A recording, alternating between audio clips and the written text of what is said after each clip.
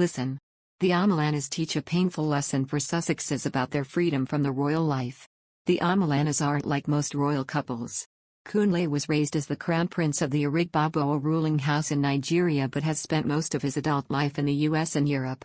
He became the first black person in Europe to create their own TV network, the now-defunct Inspiration TV, in the 1990s, before meeting Keisha, an American model, in New York City in 2004. Keisha and Kunle have lived in London for the past 5 years. 4 years ago, they say they received an offer to rejoin royal life, but they're determined to keep that door closed. On arriving at the Omilanas' London residence for our interview in September, I wasn't welcomed by staff, but by Keisha herself, who was wearing a purple print dress, matching headband, and lilac braids that spilled down to her waist. I remember my mother-in-law calling and telling me what that would mean, and she's saying how I can't call him baby anymore, Keisha said. He's no longer my sweetheart. She said, you do realize if you say yes, you are basically giving your husband away. Keisha added that if Kunle became king, they would no longer be sleeping in the same bed, she wouldn't be allowed to wear bikinis, and they would have to adhere to strict daily schedules. That's the beauty of being a royal but living in a country that you are not the royal of, that's why Prince Harry is where he's at, Keisha said, referencing the Duke and Duchess of Sussex's move to California.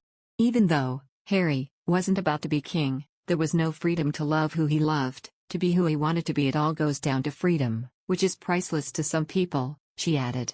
Nigeria's traditional rulers were stripped of their constitutional power in 1963, however their descendants serve as the local custodians of law and order, as the Lagos-based photographer George Osodi wrote in The Guardian in 2016.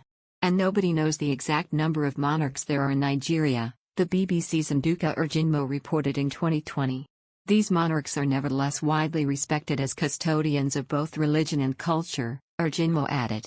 Although the British monarchy operates in a different way, working royals born into the UK's constitutional monarchy are tasked with representing the country at state events at home and around the world. The Omilanas and the Sussexes are in a similar position as royal figures who have stepped back from that life.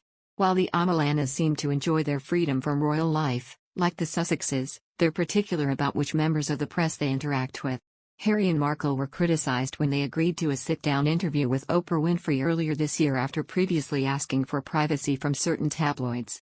In the first episode, for instance, Harry looked back at the anxiety and anger he experienced following Princess Diana's death and how he had to heal himself from the past. His interest and partnership was really authentic about his desire to champion these conversations, Oprah added, noting Harry cited mental health and climate change as the two most important issues facing the world today. And so I think that you're asking for privacy in your own personal life does not mean that you don't want to also use your platform to help the world see itself differently. In between spilling some royal tea, the Duchess spoke about her own mental health, recalling how there was a time when she didn't want to be alive anymore.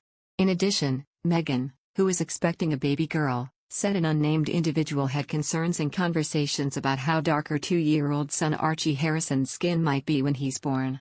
Meghan did not name this person as she said this would be very damaging to them, but Harry confirmed to Oprah that it wasn't Queen Elizabeth II or the late Prince Philip. The Queen later released a statement saying the issues raised, particularly that of race, are concerning. While some recollections may vary, they are taken very seriously and will be addressed by the family privately. When asked if the Duke and Duchess had any regrets about the interview, Oprah told, "They have not shared any regrets with me.